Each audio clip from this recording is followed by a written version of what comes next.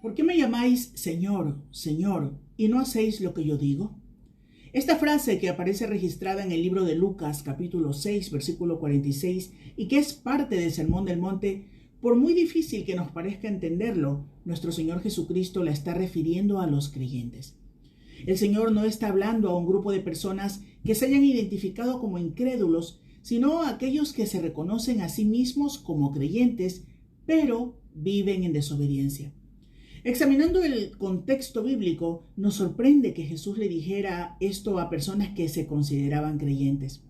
La audiencia que escuchó esta frase estaba compuesta por multitud de personas, entre ellas creyentes auténticos, incluidos los discípulos, pero también parte de la oposición, en las que se incluían hombres religiosos que llenaban las sinagogas y hacían sacrificios en nombre de Dios, que predicaban al Dios vivo, pero fingían un buenismo totalmente paralelo e irreal a sus vidas puertas adentro. Solo son, como dice Proverbios 30, versículo 12, una generación limpia en su propia opinión, que no se han limpiado de su inmundicia. El Señor nos exhorta en este mensaje, que es para todos los tiempos y para todo aquel que profesa ser cristiano, pero es antagónico ante las demandas de Dios. En el primer evangelio, Mateo capítulo 7 dice: no todo el que me dice Señor, Señor, entrará en el reino de los cielos, y añade, sino el que hace la voluntad de mi Padre que está en los cielos. Lamentablemente, muchas personas se consideran creyentes, pero viven, piensan y sienten igual que una persona inconversa. Apoyados en una profesión de fe solo hecha de labios, en un bautismo y asistencia a algún que otro evento religioso, sostienen en sus mentes aún dormidas que ser buenos dentro de lo que ellos creen es bueno y no hacer daño dentro de lo que ellos creen es no hacer daño es suficiente para ir al cielo. Se atreven incluso a redefinir las escrituras para que encaje con su pecado, cuando sostienen que Dios, en su infinita bondad y misericordia, no permitirá que nadie vaya al infierno, aunque viva en desobediencia. Creen que arrepentirse al último momento será suficiente, pero no os engañéis, Dios no puede ser burlado, pues todo lo que el hombre sembrare, eso también segará, dice Gálatas 6, versículo 7. Aunque todas las personas quieren, anhelan vivir en el cielo después de la muerte, cada uno determina aquí y ahora a dónde irán. La decisión que cada uno tome fija su destino. A lo largo de nuestra vida tomamos diferentes tipos de decisiones, unas más o menos afortunadas que otras, y cada una de ellas afectará a nuestras vidas. Por ese motivo, Jesús, al finalizar la enseñanza del Sermón del Monte, nos reta a tomar una decisión, la más importante, aquella que afecta nuestra eternidad. El que no toma decisiones según los propósitos de Dios, en realidad está planificando fracasar. Ampararse en ideologías religiosas no salva, condena. Aunque suene dura esta confrontación que hace nuestro Señor Jesucristo, en realidad es un acto misericordioso, compasivo y amoroso, el cual bien haríamos en considerar con urgencia. Es un despertar a la comprensión del llamado que va adherido a la obediencia. Jesús no está insinuando, ni está hablando en parábolas. Lo dice claramente a través de esta pregunta directa: ¿por qué me llamáis Señor, Señor, y no hacéis lo que yo digo? La fe que dice, pero no hace, es realmente hipocresía. A continuación de esta importante declaración, el Señor nos hace una ilustración tomando el ejemplo de dos constructores. Fíjese, dice que un constructor oyó al Señor y al edificar su casa cavó y ahondó y puso el fundamento sobre la roca que es Cristo. Vino una inundación, el río dio con ímpetu contra aquella casa, pero no la pudo mover porque estaba fundada sobre la roca. El otro constructor también oyó al Señor, pero edificó su casa sobre la tierra, sin fundamento. Y al no tener cimiento, cuando el río dio con ímpetu, cayó. y fue grande la ruina de aquella casa. Lo interesante es que ambos constructores oyen la palabra de Dios, pero toman decisiones distintas a pesar de escuchar el mismo mensaje. La obediencia a Dios es un elemento no negociable y es un requisito indispensable de la salvación, porque la fe genuina produce obediencia. Profesar conocer a Dios y su verdad, pero no seguir a Dios ni vivir su verdad de manera obediente es estar engañados. Sed hacedores de la palabra y no tan solamente oidores, engañándoos a vosotros mismos, dice Santiago 1:22. A continuación hemos preparado un importante estudio sobre este tema. Permanezca con nosotros y al final recuerde compartir este programa. Obras son amores y no buenas razones. Este dicho popular, que se nos ha recordado hasta la saciedad desde la infancia, nos confronta con la realidad de que las palabras se las lleva el viento. Sin embargo, nuestros actos dejan huella en el tiempo. Somos muy dados a prometer y no cumplir, a sentir frustración de la decepción. En tiempos de campaña electoral escuchamos todo tipo de promesas que al día después de las elecciones se desvanece o se niegan. En las relaciones personales somos muy dados a prometer hasta alcanzar lo que deseamos y después nuestros compromisos se desvanecen. Pienso en la típica escena de un pequeño que desea una mascota en casa. Y cuando los padres le confrontan con la responsabilidad y las tareas asociadas al cuidado de la mascota, el pequeño con prontitud responde: yo me haré cargo. Sin embargo, pronto vemos que son los padres los que tienen que pasear a la mascota, limpiarla. Son las acciones las que manifiestan el valor de nuestro amor, de nuestro compromiso, de nuestra fe. Una vez que creemos en el Evangelio, estamos aceptando al Señor Jesucristo como Señor y como Salvador. Y ahí recibimos el perdón de pecados. Hemos reconocido delante de todo el mundo y confesado que Jesucristo es el Señor de nuestras vidas. Lo dice el apóstol Romanos capítulo 10, versículo 9. Esta confesión nos habla de que Cristo es el Señor. Al igual que los primeros discípulos, nosotros también estamos haciendo esta declaración. Cristo es el Señor. Y cuando en el día señalado le contemplemos en el cielo, nos inclinaremos ante Él y le llamaremos Señor. Así es como en este tiempo, durante nuestra peregrinación en el tiempo, cada vez que oramos, también nos acercamos a Él como Señor, si es que hemos observado con cuidado lo que el Evangelio nos enseña. Esta es una verdad muy importante y no podemos caer en el error de rebajar la dignidad de Cristo como Señor y autoridad final de nuestras vidas. Cristo es cercano, Cristo es amor para con nosotros, pero es el Señor. Debemos tener cuidado de ciertas manifestaciones o expresiones que manifiestan una confianza forzada y que rebajan a Cristo a un mero compañero de juegos. No, Cristo es el Señor y merece total respeto y dignidad. Este principio es esencial para nuestro crecimiento. Resulta en gran bendición cuando hacemos de esta verdad una realidad práctica en nuestra experiencia cristiana, y por eso queremos meditar sobre la importancia de la obediencia en nuestras vidas. La experiencia de los primeros cristianos, viviendo en tiempos de opresión y persecución a causa de la fe, era una experiencia de testimonio. Ellos proclamaban que Jesucristo, este es el Señor de todos, dice Hechos capítulo 10, versículo 36.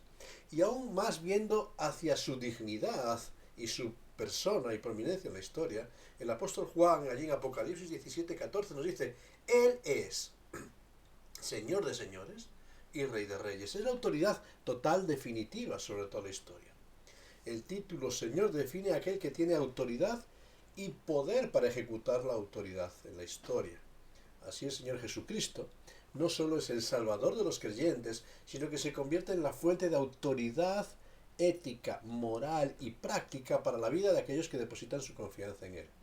Dicho en otras palabras, no puede existir una verdadera salvación sin un verdadero compromiso de obediencia en Cristo. Las dos palabras van de la mano. No puede existir verdadera salvación sin un compromiso de obediencia a Cristo. No puedo afirmar que Cristo es mi Salvador, que creo en Cristo como mi Salvador, sin aceptar sus demandas morales para la conducta de mi vida. Esto es lo que el apóstol Santiago va a enfatizar en su epístola. Santiago 2:26 dice: la fe sin obras es muerta. Las obras no nos llevan a la salvación.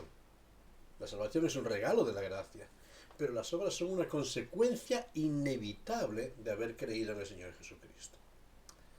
Hay una escena tremenda en el Evangelio, y es la escena del apóstol Tomás, cuando después de haber dudado de la resurrección del Señor Jesucristo es confrontado con la evidencia misma de la presencia de Cristo delante de sus ojos, se postra y hace una confesión tremenda sobre la autoridad. Él exclama, Juan 20:28, Señor mío y Dios mío. Nota cómo pone dos términos tremendos de dignidad al referirse a Cristo. Él es Señor y Dios. Porque el término Señor aplicado a Cristo no solo apela a su autoridad, sino también a su identidad como Dios. Es el término que nos confronta con que Cristo es Dios mismo y posee toda la autoridad de la divinidad. Cristo no es menor que el Padre. Él es Dios mismo encarnado. Así, hay pasajes del Antiguo Testamento que se aplican a Jehová, que en el Nuevo Testamento se aplican a Cristo bajo el título de Señor de todos. Salmo 34, versículo 8 nos dice, gustad y ved que es bueno Jehová. El apóstol Pedro, 1 de Pedro, capítulo 2, 3, dice, si es que habéis gustado la benignidad del Señor. Isaías 8.3 dice, a Jehová de los ejércitos, a él santificad. Esto se transforma en 1 de Pedro 3.15 en santificad al Señor Cristo en vuestros corazones. El nombre Señor, Kyrios en griego, es la forma en que las traducciones al griego de la Biblia hebrea traducen el nombre Jehová. Es Jesucristo mismo quien se va a abrogar esta dignidad como Dios, como Jehová, cuando en medio de la tentación allí en el desierto que encontramos en Mateo 4, en el versículo 7 dice al diablo, escrito está, no tentarás al Señor tu Dios. Fíjate, el título Señor nos habla de la autoridad, pero también de la identidad del Señor Jesucristo. Podríamos afirmar, si antes afirmábamos que no hay una salvación plena, una salvación real, sin una obediencia a los mandamientos de Cristo, podríamos afirmar que no podemos aceptar a Cristo como Salvador, sino sin reconocerle como Dios creador, soberano y sustentador de todas las cosas. Negar la deidad de Cristo es rechazar la revelación dada por la misma palabra de Dios. Jesucristo es Dios mismo, y por tanto todos los mandamientos de la ley, todos esos mandamientos que nos llaman a obedecer a Dios, tienen que manifestarse por la misma obediencia a nuestro Señor Jesucristo. De una forma real, todo ser humano, en algún momento u otro de su vida, tiene que tomar una decisión crucial, y es qué opinión tenemos del personaje que es Jesucristo. Este personaje histórico, relevante, le aceptamos como Señor, con todas las implicaciones de obediencia, de autoridad y de dignidad, o le rechazamos. Aceptar al Señor Jesucristo es aceptar el total de su persona como Señor. De esta decisión va a depender nuestro presente, pero también el futuro de nuestra vida. En primer lugar, porque aceptar el señorío de Cristo, aceptar que Cristo es Señor, nos lleva a la fe. Fíjate, en el Evangelio de Juan, capítulo 6, versículo 29, el propio Señor dice, esta es la obra de Dios. Esta es la obra que Dios demanda de todo ser humano, que creáis en el que Él ha enviado. Con este propósito, el Evangelio refleja todo el plan de salvación de Dios. Allí en Juan 20:31 dice que todas estas cosas se han quedado escritas y reflejadas para que creáis en el que Él ha enviado, en el Señor Jesucristo. El primer rasgo de la obediencia, de aceptar a Cristo como Señor, es la fe. Creer. Pero en segundo lugar, esta opinión de Cristo como Señor tiene implicaciones para la eternidad, porque al final de la historia, en el nombre de Jesús se va a doblar toda rodilla de los que están en los cielos y en la tierra y debajo de la tierra, y toda lengua confesará que Jesucristo es el Señor, para gloria de Dios Padre. Filipenses capítulo 2, versículos 10 y 11. Hay un día en que toda la humanidad, todos nosotros tendremos que doblar nuestra rodilla. Y nuestra rodilla para reconocer que realmente Cristo es el Señor y la autoridad. Un tiempo en el cual el destino de la humanidad se va a definir según sus obras, dice Apocalipsis capítulo 20, versículo 12. ¿Cuál es la obra que Dios quiere en nosotros? Pues no son penitencias. Lo acabamos de mencionar, Juan 6:29. Esta es la obra de Dios. La fe y el reconocimiento de Cristo como Señor. Es lo que Dios espera de cada uno de nosotros. A veces queremos alcanzar el cielo por medio de sacrificios, por medio de pago de votos, por medio de ritos religiosos y todo tipo de obras. Pero la salvación solamente la alcanzamos por el reconocimiento del Señor Jesucristo como Señor, como Salvador, como todo lo que Él dice. Y de esta decisión, dependiendo de la decisión que hayamos tomado con respecto a Cristo y su señorío, va a depender nuestro destino. Y los que duermen en el polvo de la tierra serán despertados, dice el profeta Daniel, capítulo 12, versículo 2. Unos para vida eterna, los que han hecho la obra de Dios, creer en el Señor Jesucristo.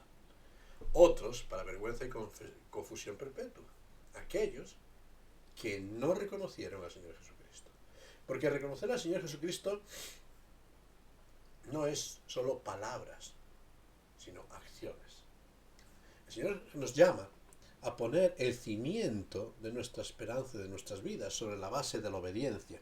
Esta parábola muy reconocida de los dos cimientos.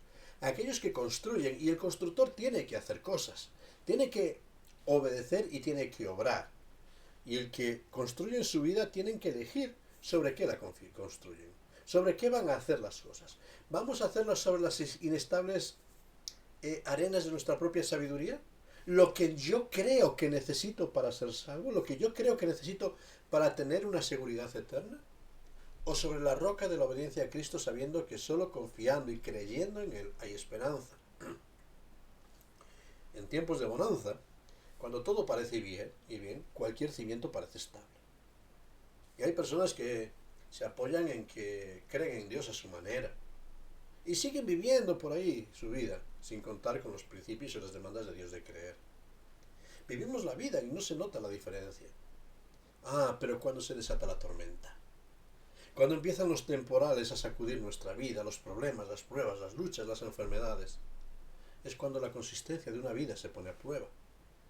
Ahí muchas obras se derrumban porque se esfuerzan en afirmar, porque no se esfuerzan en aferrarse a Cristo, sino en sus propios méritos y esfuerzos, y empiezan a intentar apoyarse en todo tipo de amuletos y creencias varias. Y el Señor tiene entonces que confrontar a aquellos que están apoyándose en amuletos, en formulismos, en esfuerzos, en ritos, para decir: ¿por qué me llamáis Señor, Señor? ¿Por qué abrís vuestros labios para decir que creéis y no hacéis lo que yo os digo? Lucas 6:46. Palabras sin compromiso de obediencia. Dios rechaza la tibieza. Dios rechaza la mediocridad. Dios rechaza el conformismo. Dios demanda de cada uno de nosotros que tomemos decisiones y escoger a quién queremos servir de forma real en nuestras vidas. Por eso el Señor confrontaba a sus discípulos, Evangelio de Juan, capítulo 14, versículo 15, para decirles: si me amáis, guardad mis mandamientos. Porque obediencia es mejor que todo tipo de sacrificios. Lo decía 1 Samuel, capítulo 15, versículo 22, el obedecer es mejor que los sacrificios. Y quizás, como en esa escena tan conocida del apóstol Pedro allí en la orilla del lago, tenemos que ser confrontados con la palabra del Señor Jesús.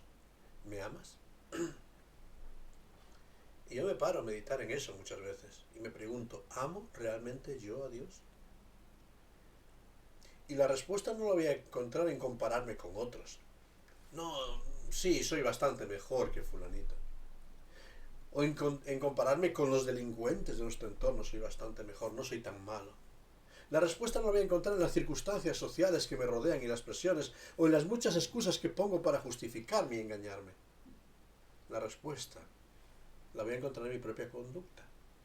¿Estoy obedeciendo en todo a Dios? Quizás, como aquel joven que se acerca al Señor Jesús, creemos que en nuestra piedad y creemos que guardamos gran parte de los mandamientos de Dios. Nos creemos bastante mejores que la media y que el sumum de tanta hipocresía que nos rodea y de otros que no están a la altura de lo que nosotros exigimos. Sin embargo, cuando nos observamos delante de las demandas de la ley de Dios, somos confrontados con la realidad. Hay rebeldía, hay desobediencia en nosotros.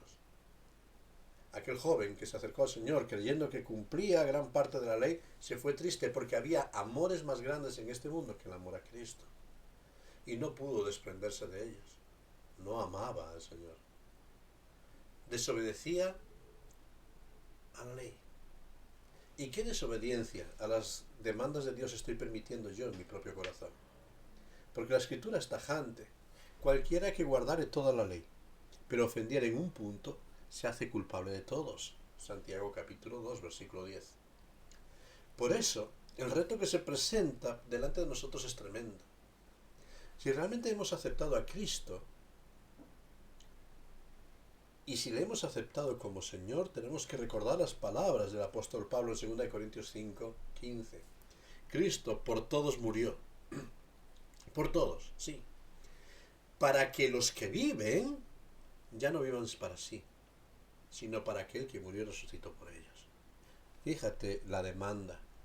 No vivir para mis ambiciones, para mis pasiones, para mis sueños, para mis deseos. No vivir para las demandas de este tiempo, sino vivir para agradar a Cristo en todo. Ahora, este vivir para agradar en Cristo, permíteme decir dos cosas. En primer lugar, es un vivir imperfecto. ¿Por qué digo esto? Porque reconocemos, desde luego, que jamás alcanzaremos el grado de perfección que la ley demanda de nosotros. El apóstol Juan nos lo dice en su primera carta: si decimos que no tenemos pecado, nos engañamos y hacemos incluso a Dios mentiroso, ¿verdad? Por eso, a pesar de nuestra fragilidad y de nuestra torpeza, vivir para agradar a Dios es confiar en que la gracia de Dios es suficiente. Es un vivir por fe. No en base a nuestros méritos, que no son, sino en base a la gracia de Dios y el regalo de Dios para con nosotros. Pero en segundo lugar, vivir para agradar a Cristo es un vivir inconformista. No me contento con lo que soy. No me contento con lo que demanda este tiempo. No me contento con que siempre fui así, sino que me esfuerzo para alcanzar el ideal de ser cada día más como Jesús. Y esto es lo que hacía el apóstol Pablo cuando dice: prosigo, no que lo haya alcanzado, sino que prosigo, me extiendo, quiero lograr así aquello para lo que ha sido por Cristo Jesús. Obediencia a Cristo no quiere decir ser perfecto, sino obedecer a Cristo es asumir el reto y el esfuerzo de aferrarnos a Él, reconociendo nuestros fracasos, que son muchos. Y cuando asumo este reto, empiezo a comprobar que las bendiciones de la obediencia afloran en mi vida. La obediencia, dice Mateo 7:24, esta parábola de los dos cimientos nos hace prudentes y fuertes para construir. Y construir aún en medio de las tormentas. Obediencia deja un testimonio y un legado en los que nos rodean, que ven que hay algo diferente y especial en nosotros. Desde luego que ven que somos imperfectos, pero ven que hay una huella. Obediencia nos hace diferentes también, y a veces eso trae rechazo, pero nos hace marcar una diferencia en medio de este tiempo, donde no aceptamos todas las premisas de nuestra sociedad, dice Filipenses capítulo 2, versículos 12 al 15, y nos ocupamos de las cosas de nuestra salvación. Obediencia trae bendiciones, y bendiciones que se trasladan a los demás, como ocurría en el caso de Abraham, ¿verdad? En su descendencia serían benditas todas las naciones de la tierra, porque había obedecido a Dios. Génesis 22, versículo 18. Obediencia trae promesa también para nuestras vidas. Isaías 1:19 dice: comeréis del bien de la tierra, porque cuando obedeces a Dios, el bien te rodea. Deuteronomio 11, 13 y 14 nos dice que la obediencia trae bendiciones. La bendición de que Dios cuida: daré la lluvia en su tiempo y recogeréis. Sin embargo, si nos conformamos con la mediocridad, si creemos que todo vale, si no luchamos con lo que desagrada a Dios en nuestras vidas, el resultado es muy diferente. ¿Recuerdas a Saúl? Cuando desobedeció a Dios, 1 Samuel, capítulo 16, versículo 14, fue rechazado y fue desposeído del trono que Dios mismo le había dado. Trae vergüenza, dice el apóstol Pablo a los tesalonicenses, 2 Tesalonicenses capítulo 3, versículo 14. Dice también en 2 Tesalonicenses capítulo 1, versículo 8, que hay castigo eterno por no obedecer al Evangelio. Pero también la desobediencia no solo tiene que ver con castigo eterno, sino tiene consecuencias en el presente. Tiene heridas también y juicios en el momento. ¿Recuerdas aquel profeta que desobedeció y fue devorado por los leones en el momento? Primero de Reyes, capítulo 20, versículos 36. La desobediencia trajo la destrucción de todo un pueblo como era el pueblo de Israel. Cautiverios, pruebas, luchas, conflictos que perduran hasta el día de hoy. Jonás es el paradigma del precio de la desobediencia. Quiso huir de Dios para no confrontar las demandas de la ley. Quiso huir de Dios para no confrontar con el servicio que se demandaba de él. Y Dios le buscó, aún en aquellas naves que le llamaban hasta lo más lejano posible de la tierra. Y allí fue arrojado, tuvo que ser en lo profundo del mar, en el interior de un gran pez, donde reconoció que debía de buscar a Dios y volvió en sí. Si has afirmado que Jesús es el Señor de tu vida, si he afirmado que Jesús es el Señor de mi vida, las acciones, el uso de los recursos que han sido depositados en nuestras manos, llámese dinero, talentos, familia, tiempo, debe estar en armonía con los mandamientos de Dios. Y en este tiempo verás su fruto, porque Dios no es injusto para olvidar vuestra obra y el trabajo de amor que habéis mostrado hacia su nombre. Hebreos capítulo 6, versículo 10. Por eso, ante un Dios que no es injusto, sirve a Dios, sírvele guardando todos sus mandamientos. Que Dios te bendiga.